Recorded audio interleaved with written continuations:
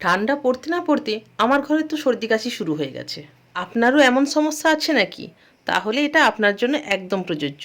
আমি নিজে এটা ব্যবহার করে ভীষণ উপকৃত হয়েছি, তাই ভাবলাম আপনাদের সঙ্গেও শেয়ার করি। এর জন্য আমরা কিছুটা আদা টুকরো টুকরো করে কেটে নিয়েছি, হাফ চা চামচ গোলমরিচ, সামান্য দারচিনি, 5টা লবঙ্গ, সামান্য তুলসী পাতা আর 1 ইঞ্চ সাইজের একটু জ্যেষ্ঠ মধু, যেটাকে আমি ছিঁড়ে নিয়েছি, সব একসঙ্গে নিয়ে বেটে নেব। সমস্ত বাটা উপকরণ যে পাত্রে বানাবো তাতে দিয়ে 1 কাপ মতন গুড় মিশালাম। এরপর টেস্ট করে দেখলাম যে আরেকটু মিষ্টি লাগবে, তখন আরও হাফ কাপ গুড় দিয়েছি। এটা আখের গুড়। লো টু মিডিয়াম আঁচে বেশ কিছুক্ষণ এটাকে পাক দেবো। পাক দেওয়া হয়ে গেলে সামান্য বিট লবণ মিশিয়ে নেব। এরপর একটি থালাতে ঘি মাখিয়ে এরকম বড়ি দেওয়ার মতন দিয়ে দেবো। আপনি চাইলে কোনো মোল্ড ব্যবহার করতে পারেন। আমি হাতে একটু ঘি মাখিয়ে ছোট ছোট বলের আকার দিয়ে দিলাম। এটা যেমন ঠান্ডা লাগলেও খাওয়া যেতে পারে, আবার বাচ্চারা ক্যান্ডির জন্য বায়না করলেও দেওয়া যেতে পারে।